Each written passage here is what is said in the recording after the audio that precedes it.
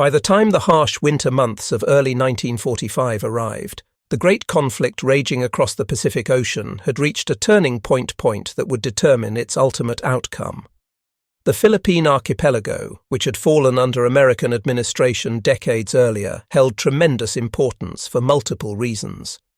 Beyond its symbolic value as territory that needed to be reclaimed, the islands possessed critical infrastructure, including numerous harbours and landing strips that would prove essential for any future operations aimed at the Japanese home islands themselves.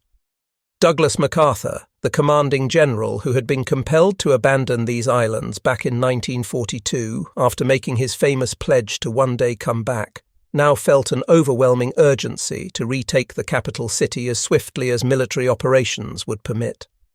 His motivations were complex and multi-layered. Thousands of Allied prisoners remained trapped in Japanese custody within the city limits, their lives hanging in the balance with each passing day. Additionally, the symbolic importance of restoring the exiled Philippine government to its rightful seat of power weighed heavily on strategic considerations. The general understood that speed and decisive action could make the difference between liberation and massacre. However, not everyone in the American military hierarchy shared MacArthur's assessment of the situation or his preferred approach to solving it. Walter Kruger, who commanded the Sixth Army and bore direct responsibility for ground operations, advocated for a more methodical and cautious strategy. His concerns centered on the substantial Japanese forces that remained scattered throughout the mountainous terrain of Luzon. Kruger worried that rushing headlong toward Manila without first securing the rear areas and consolidating positions around Lingayen Gulf could leave American supply lines vulnerable to devastating counterattacks from enemy units operating in the highlands. His military training and experience suggested that patience and thorough preparation would ultimately save lives and ensure success. MacArthur, however, rejected this conservative approach with characteristic boldness. He argued forcefully that every day of delay gave the Japanese additional time to fortify their positions within Manila, systematically destroy the city's infrastructure, and potentially execute the thousands of prisoners and internees held in various camps and facilities. The general harbored hopes that Japanese commanders might declare Manila an open city, thereby sparing it from destruction, just as American forces had done when they abandoned it 3 years earlier. With this reasoning, he issued direct orders for an immediate advance, overruling the more cautious voices within his command structure. The Japanese side of this equation proved equally fractured by disagreement and conflicting strategic visions. Tomoyuki Yamashita, the general responsible for defending the Philippines, possessed a clear-eyed understanding of the military realities facing his forces. He recognized that attempting to hold Manila against the overwhelming American advantages in firepower, supplies, and reinforcements would amount to nothing more than a suicidal gesture that would accomplish little beyond the senseless death of his soldiers. Yamashita's plan called for withdrawing the bulk of his forces into the rugged northern mountains of Luzon, where they could conduct an extended guerrilla campaign that would tie down American troops and resources for months or even years. To implement this strategy, Yamashita issued explicit orders to Shizuo Yokoyama, who commanded the Shimbu group responsible for the Manila area. These directives required Yokoyama to evacuate all forces from the capital and to assume command over all naval personnel operating in the region, bringing them under unified army control. This would theoretically ensure an orderly withdrawal and prevent the kind of last-ditch defense that Yamashita knew would prove catastrophic. But the Imperial Japanese military's complex and often dysfunctional command structure created a fatal complication.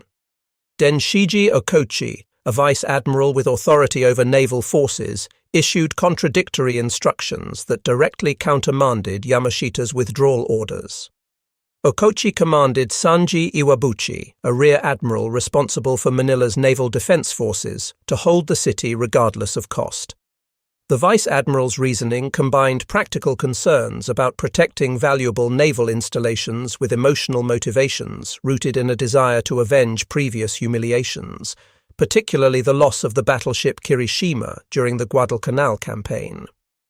Iwabuchi, displaying the fierce loyalty to naval hierarchy that often characterized Japanese military culture, chose to obey his direct naval superiors rather than the army general who theoretically held overall authority in the region. He began gathering every available man under his command, assembling a ragtag force of approximately 17,000 personnel. This heterogeneous collection included sailors whose ships had been sunk, marine infantry units, mechanics and support personnel, auxiliary troops from Korea and Taiwan, and even civilian workers who were pressed into military service. Despite their lack of proper training and equipment for land combat, Iwabuchi instilled in them an absolute determination to fight until death rather than surrender. The reality of their equipment situation presented severe challenges. This improvised garrison lacked the tanks, heavy artillery pieces, and standard infantry weapons that would normally equip a force of such size. Necessity forced them to become resourceful and creative. They stripped approximately 990 20mm automatic weapons from damaged or grounded aircraft, repurposing these anti-aircraft guns for ground combat. An additional 600 machine guns of various types were gathered from naval stores. A handful of 120mm guns provided some heavier firepower, though nothing approaching what a properly equipped defensive force would possess. Naval bombs and torpedoes were converted into improvised mines. Most desperately, many soldiers found themselves armed with nothing more than crude spears fashioned by lashing bayonets to wooden poles, preparing to face modern American weapons with implements that would not have seemed out of place in medieval warfare. Against this backdrop of strategic confusion and improvised defense, MacArthur personally inserted himself into the tactical situation with characteristic dramatic flair. On the 31st of January in 1945, he appeared at the command post of the 1st Cavalry Division near Lingun, where he delivered direct orders for an immediate advance toward the capital. His presence and personal authority left no room for hesitation or delay. Just 60 seconds after midnight marked the beginning of February 1st. Specially organized motorized units known as the Flying Columns departed from their assembly areas. These fully mechanized cavalry detachments represented a new form of mobile warfare, combining speed and firepower in a way that previous generations of horse-mounted cavalry could never have achieved. They embarked on an extraordinary forced march that would carry them more than 100 miles through dense jungle terrain and mountainous roads. The grueling journey took 66 consecutive hours of movement, with brief pauses only for refueling and minimal rest. This remarkable feat of endurance and logistics brought them to Manila's outskirts in record time, catching the Japanese defenders off guard with the speed of the American advance. The 37th Infantry Division began its own march toward the capital on the 4th of February, following routes parallel to the cavalry's advance. Within days, the mechanized units of the 1st Cavalry found themselves pushing into the city's outer residential districts and suburbs. MacArthur established 3 urgent priorities for these initial forces. First, they needed to liberate the internees imprisoned at Santo Tomas University, where several thousand Allied civilians had been held since the Japanese occupation began. Second, they were to seize Malacanang Palace, the seat of government power and a potent symbol of Philippine sovereignty. Third, they needed to capture the Legislative Building, another vital symbol of civil authority. The night of February 3rd brought the first significant success when elements of the 8th Cavalry Regiment reached the gates of Santo Tomas University. The guards on duty, predominantly Taiwanese auxiliaries rather than Japanese regular troops, offered virtually no meaningful resistance when confronted by American tanks and infantry. Approximately 3,500 prisoners, the majority being American civilians along with British and Dutch nationals who had endured captivity since 1942, experienced overwhelming emotional releases as their liberators broke through the gates. Tears flowed freely as internees embraced soldiers, some collapsing from the sudden relief after years of deprivation and uncertainty. However, the situation remained dangerous and complex. 63 Japanese soldiers had barricaded themselves inside the main academic building, holding 275 hostages in a tense standoff. Negotiations stretched across 2 agonizing days, with American officers working to resolve the crisis without triggering a massacre. Not until the 5th of February did the Japanese finally release their captives and surrender, allowing the rescue operation to be completed. The immediate aftermath of liberation created new challenges for American forces. Thousands of newly freed internees required food, medical attention, and basic supplies that the cavalry units had not brought in sufficient quantities. Their logistical situation worsened dramatically when Japanese demolition teams destroyed the Novolisches Bridge, a critical span that served as a main supply route into the city. The destruction left the 1st Cavalry Division critically short of ammunition, food, and fuel, forcing commanders to improvise resupply methods while simultaneously continuing combat operations. As American forces pressed deeper into Manila proper, they encountered increasingly sophisticated Japanese defensive preparations. The enemy had transformed the city itself into a vast fortification system. Building after building had been converted into miniature fortresses, with walls reinforced, windows converted to firing ports, and interlocking fields of fire carefully planned. Streets and intersections bristled with obstacles designed to channel American forces into kill zones. The Noguchi Detachment, one of the Japanese units operating in the city, implemented a scorched earth policy that added to the chaos and destruction.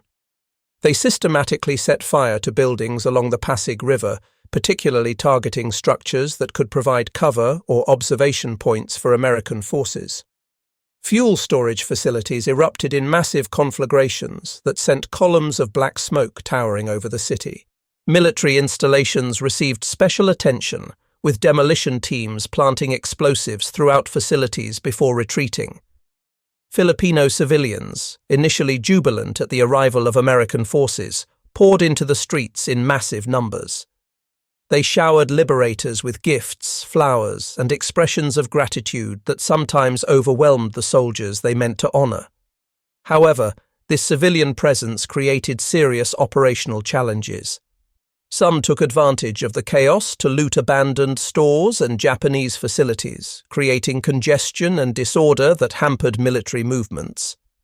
Commanders struggled to balance the joy of liberation with the practical necessity of maintaining order and continuing combat operations. By the 7th of February, American forces had secured nearly all territory north of the Pasig River, which divided Manila into northern and southern sections. The surviving Japanese defenders executed a fighting withdrawal to the southern bank, systematically demolishing all 6 major bridges spanning the waterway as they retreated. This destruction transformed the river into a significant military obstacle that would require engineering solutions before the advance could continue. Oscar Griswold, the Lieutenant General commanding 14th Corps, issued new operational orders to maintain momentum despite the destroyed bridges. He directed the 37th Division to expand its control eastward along the northern bank, while the 1st Cavalry Division executed a sweeping movement around the eastern and southern approaches to the city, creating an encirclement that would trap Japanese forces against the bay. The 37th Division began its assault crossing on that same 7th day of February. The 148th and 129th Regiments launched the operation using engineer boats and amphibious vehicles to traverse the river. The initial wave of assault craft made it across without encountering significant resistance, leading some soldiers to hope the crossing might proceed unopposed. However, Japanese observers had simply been waiting for more lucrative targets. When the second wave pushed off from the northern bank, Japanese machine gunners and riflemen opened fire from carefully concealed positions on the southern shore. Heavy-caliber bullets shredded the wooden oars of many boats, forcing soldiers to improvise desperately. Some paddled with their rifle butts, others used helmets or even bare hands to propel their craft toward the southern bank. The crossing turned into a chaotic struggle as men fought both the current and enemy fire.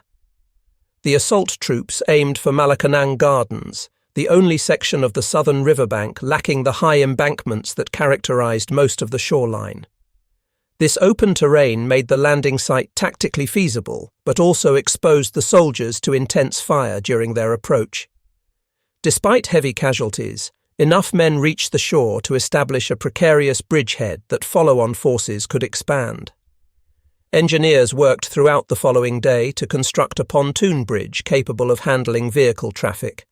The two-lane floating bridge they erected represented an impressive feat of military engineering under combat conditions, but its completion created an unexpected problem. Hundreds of Filipino civilians, desperate to escape the fighting that was intensifying south of the river, surged onto the bridge in a massive exodus.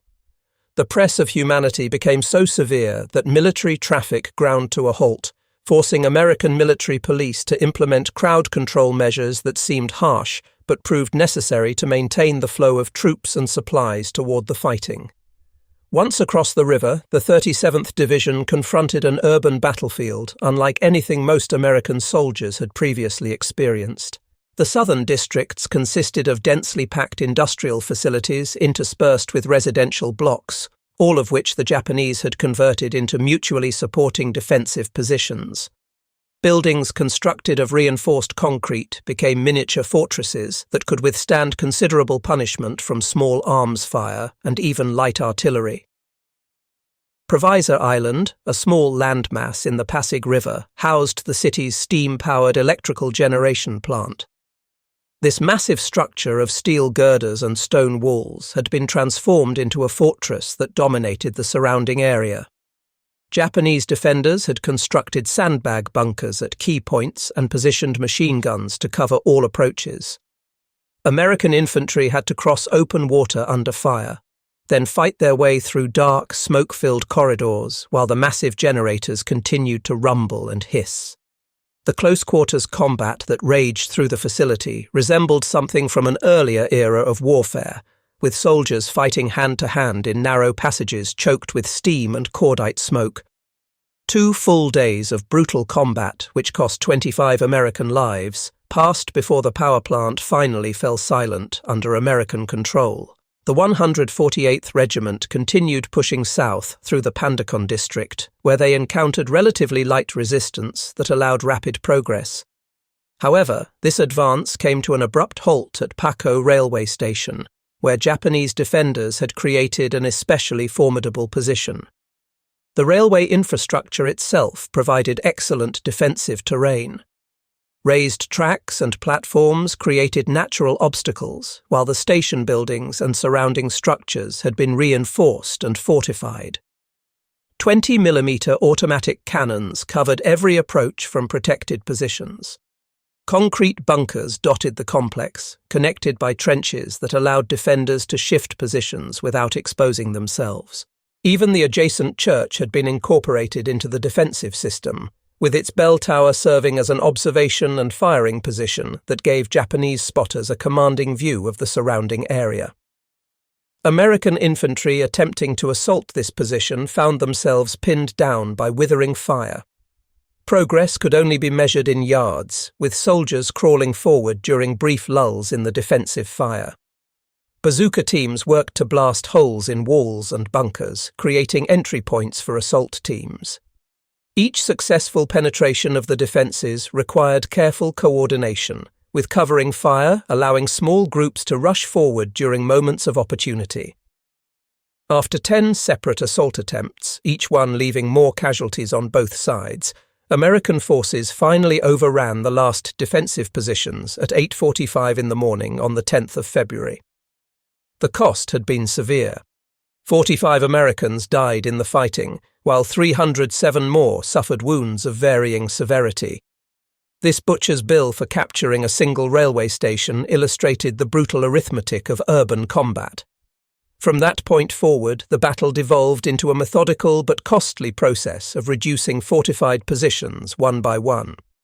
Individual city blocks became miniature battlefields, with buildings converted into strongpoints that provided covering fire for neighbouring positions.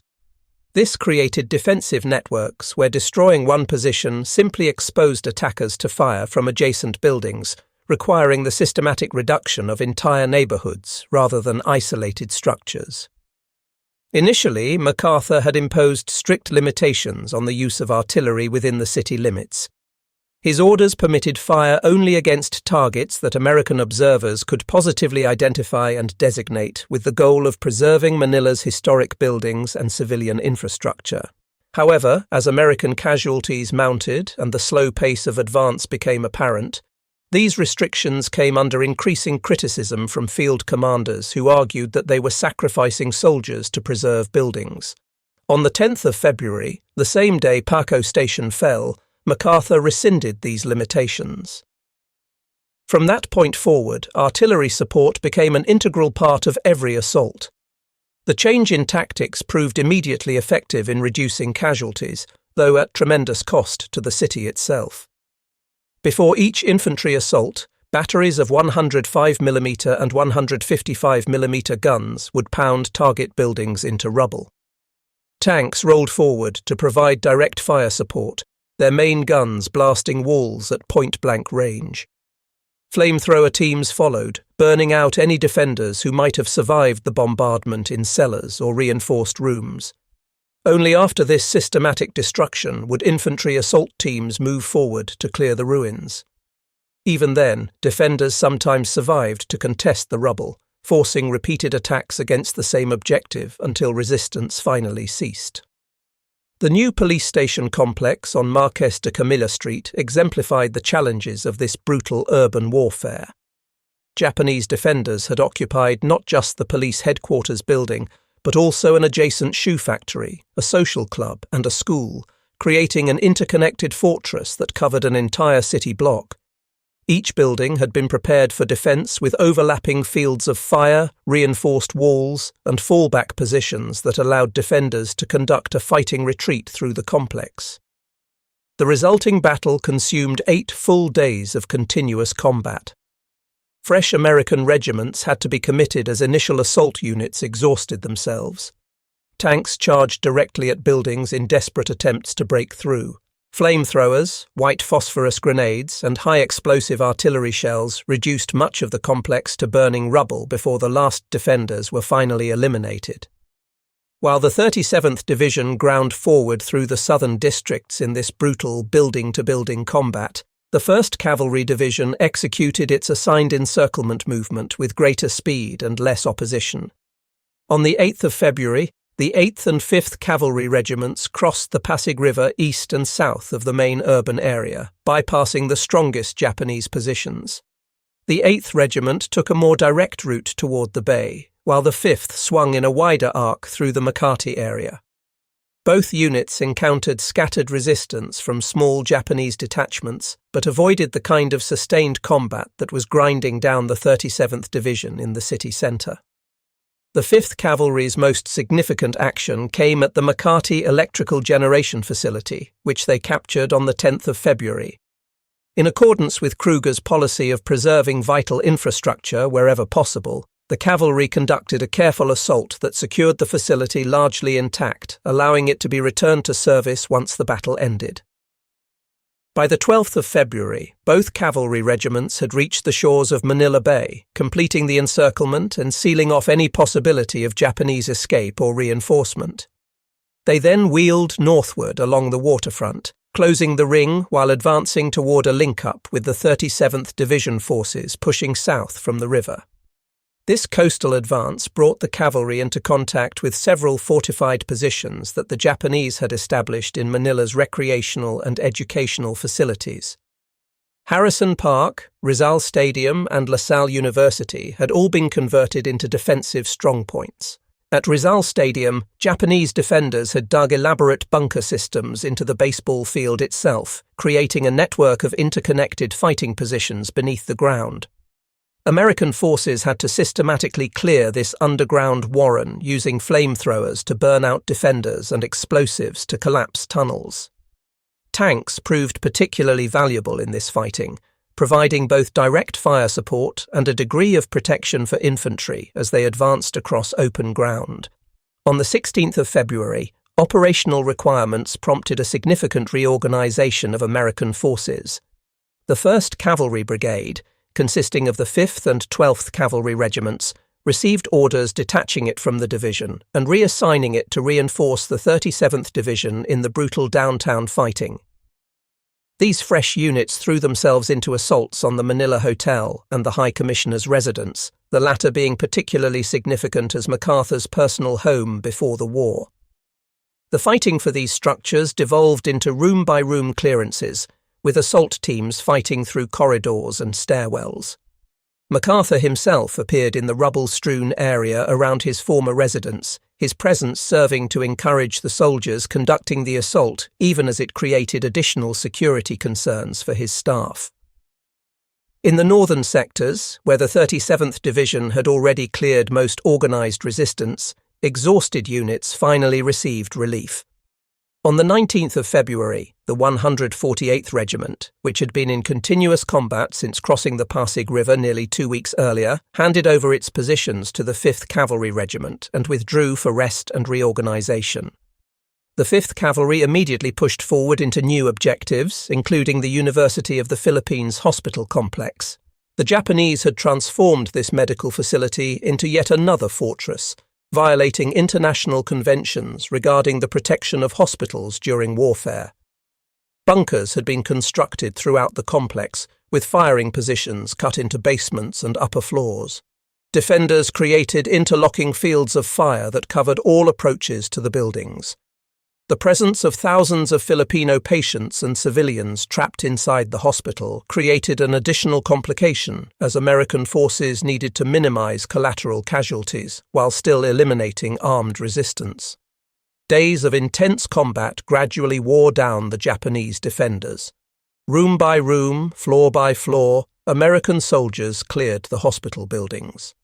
By the 23rd of February, only 75 defenders remained from the original garrison of 250 men.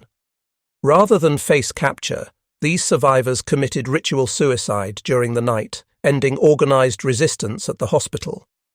American and Filipino personnel then worked to evacuate more than 7,000 patients and civilians who had been trapped in the facility throughout the fighting, many of them injured or suffering from disease and malnutrition.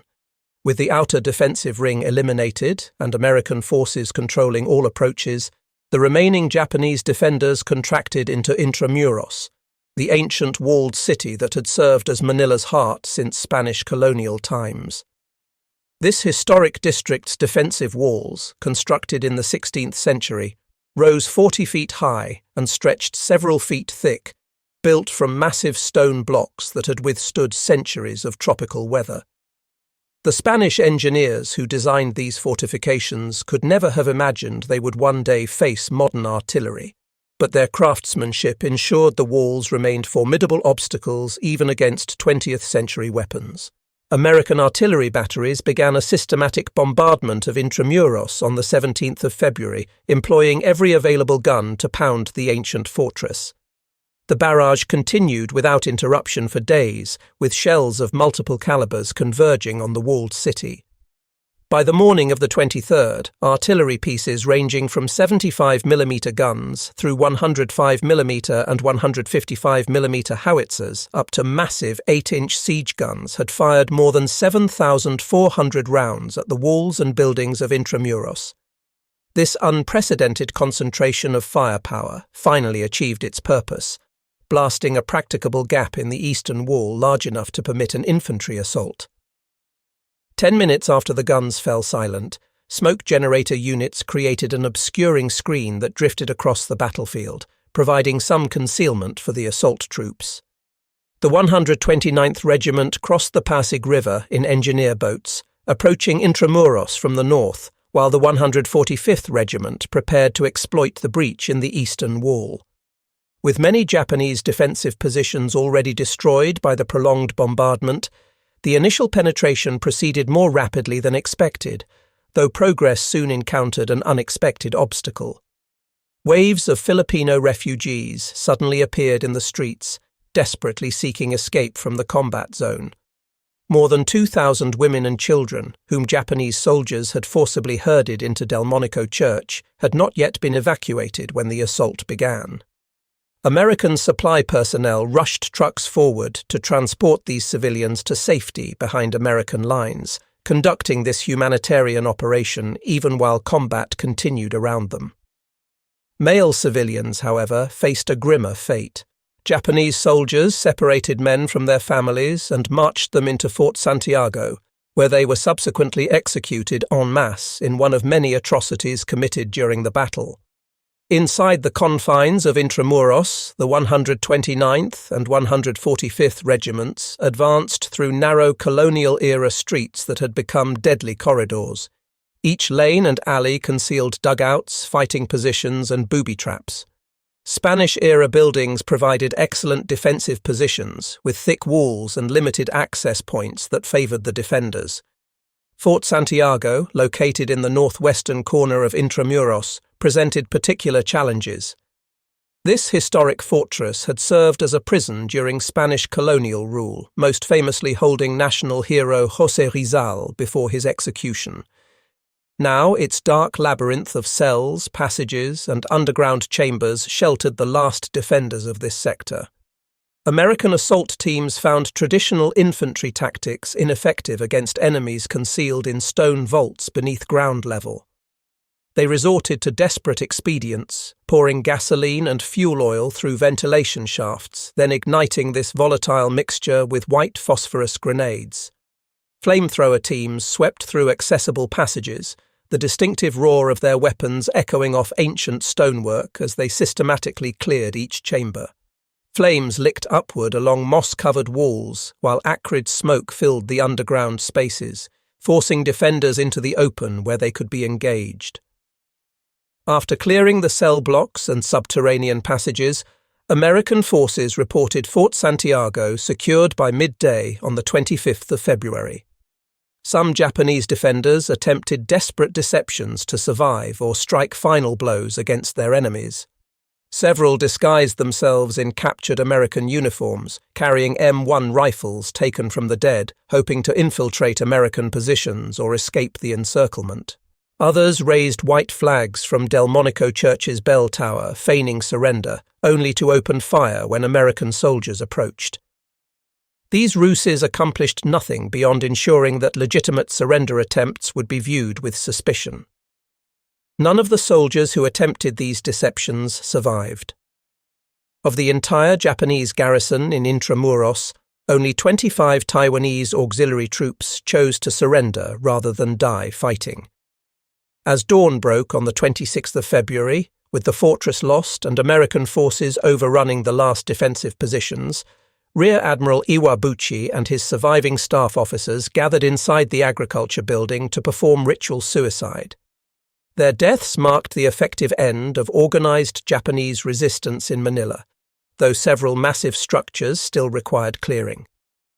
3 reinforced concrete government buildings remained as the final objectives of the battle.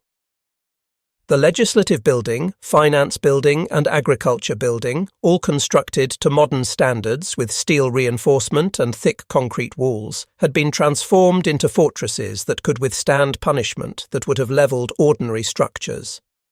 Each building now required individual assault operations that resembled sieges in miniature.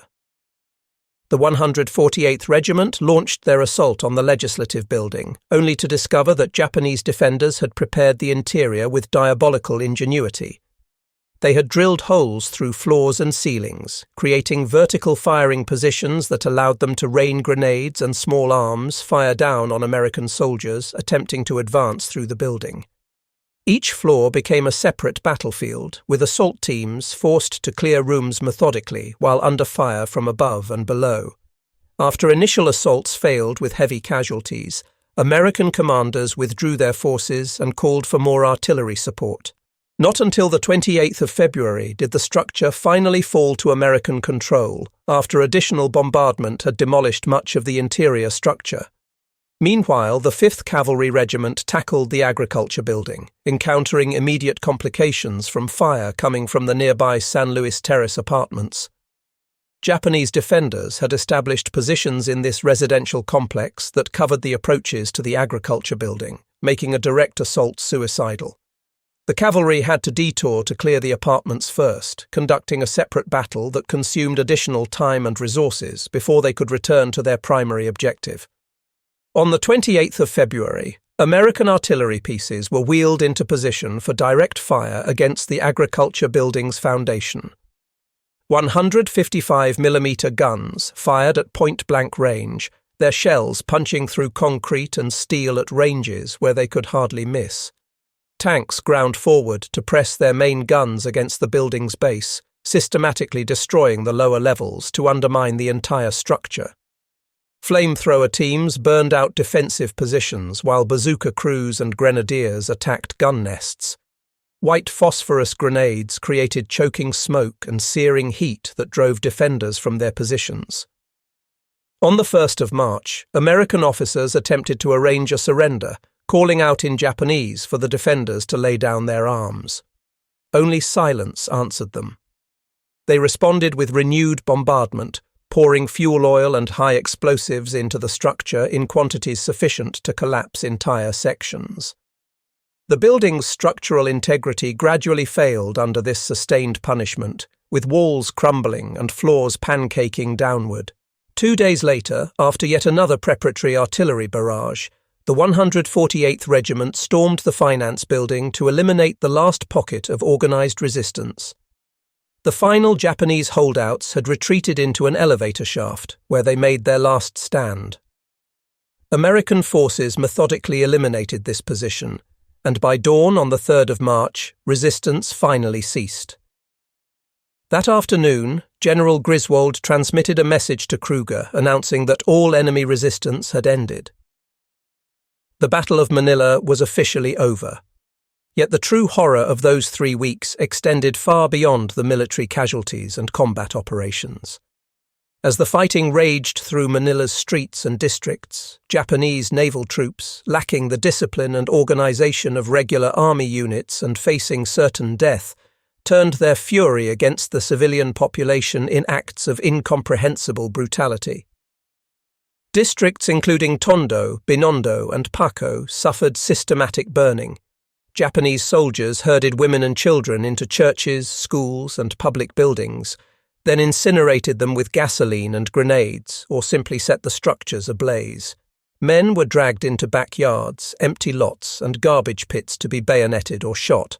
Survivor testimony and diaries recovered after the battle documented hundreds of civilians burned alive in movie theatres, in Bayview Cathedral, and at St. Paul's School.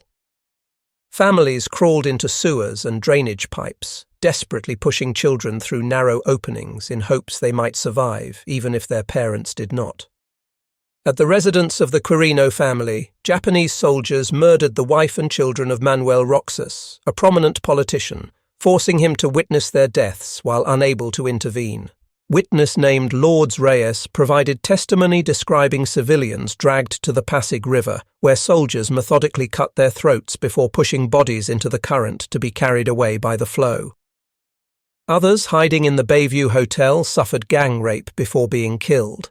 As American artillery expanded its bombardment to support advancing infantry, civilians trapped in air raid shelters and basement refuges died crushed under collapsing buildings or burned alive when fires spread through structures. In the battle's aftermath, American military authorities conducted investigations attempting to determine the causes of civilian casualties. Their estimates concluded that the majority of civilian deaths resulted directly from Japanese massacres and deliberate atrocities rather than from combat operations. However, they also acknowledged with somber honesty that American artillery fire, while militarily necessary to reduce casualties among assault troops, had inflicted substantial losses on the civilian population trapped in the combat zones. The artillery that saved American soldiers' lives simultaneously destroyed the buildings sheltering Filipino families. By the 3rd of March in 1945, Manila had been reduced to ruins that shocked even hardened combat veterans. The 3-week battle cost American forces 1,010 dead and 5,565 wounded, representing significant losses for what was essentially an urban siege operation. The Japanese garrison suffered virtually total annihilation, with only a handful of survivors among the 16,000 defenders. More than 16,000 Japanese bodies were eventually counted, though the total likely exceeded this figure as some remains were never recovered from collapsed buildings and rubble. But the civilian population bore the heaviest burden by far. 100,000 Filipinos perished during those 3 weeks, making Manila one of the greatest urban catastrophes of the entire Second World War. Only Warsaw and potentially some Soviet cities suffered comparable civilian losses during street fighting. The American artillery that provided essential protection for advancing infantry also reduced the ancient district of Intramuros to heaps of broken stone and shattered memories. The city's entire infrastructure lay in ruins. Water systems, electrical generation and distribution, transportation networks, telephone exchanges, all had been destroyed or severely damaged. Hospitals, schools, universities, and residential neighborhoods existed only as rubble-filled lots where buildings once stood. After combat operations concluded, American forces immediately transitioned from military operations to occupation and reconstruction duties. Engineers worked to construct temporary bridges replacing the destroyed permanent spans across the Pasig River. Demolition teams carefully cleared mines and unexploded ordnance from streets and buildings. Military police established patrols to prevent looting and maintain some semblance of order among the traumatized civilian population.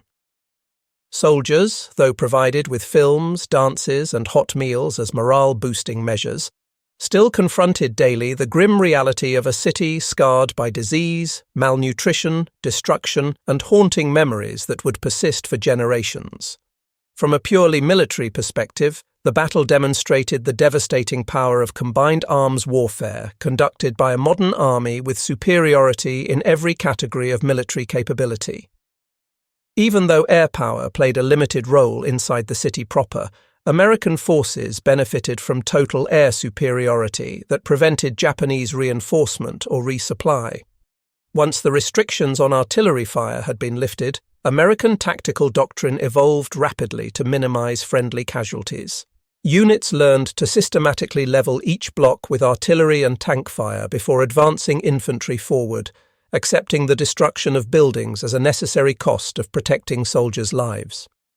This adjustment in tactics steadily reduced the casualty rate from an average of 26 deaths per day during the initial phase of fighting to just 6 deaths daily by the end of February, demonstrating the learning curve inherent in urban combat.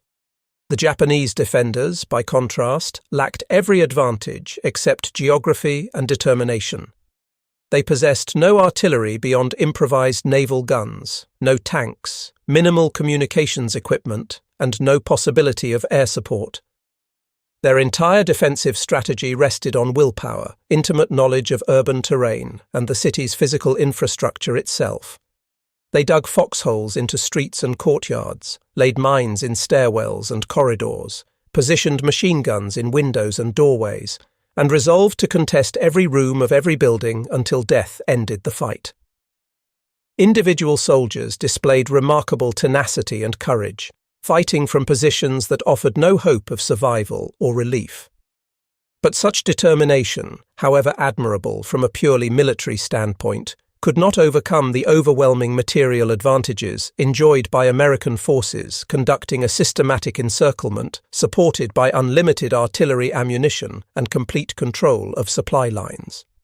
The Battle of Manila holds the distinction of being the first and only occasion during the Pacific War when United States forces had to conduct sustained urban combat operations to capture a major city. Japanese resistance in other locations, while fierce, generally occurred in less developed urban environments or lasted for shorter durations. Manila's liberation cleared the way for completing the conquest of Luzon and establishing the Philippines as a secure base for future operations. But it also exposed with brutal clarity the terrible costs that urban warfare inevitably imposes on civilian populations. In such fighting, every residential building can become a fortress, every family a potential victim. The distinction between combatant and non-combatant blurs when the battlefield encompasses an entire city. Artillery fire that protects advancing soldiers simultaneously destroys homes sheltering civilians who have nowhere else to shelter. The conflagration that consumed Manila in early 1945 destroyed not only historic walls and buildings, but also consumed the innocence and security of an entire generation that witnessed events they would never forget. The battle stands as a permanent warning to future generations about the unparalleled devastation that occurs when warfare penetrates into cities where people live. It reminds all who study military history that peace and human life possess value beyond any strategic objective, and that the costs of urban warfare, measured not in buildings or territory but in human suffering, often exceed any possible military benefit. The ruins of Intramuros, the bodies pulled from the Pasig River, the charred remains of civilians in churches and schools, all testified to a fundamental truth that war's true horror emerges most clearly when armies fight among the homes of ordinary people who simply wanted to survive until peace returned.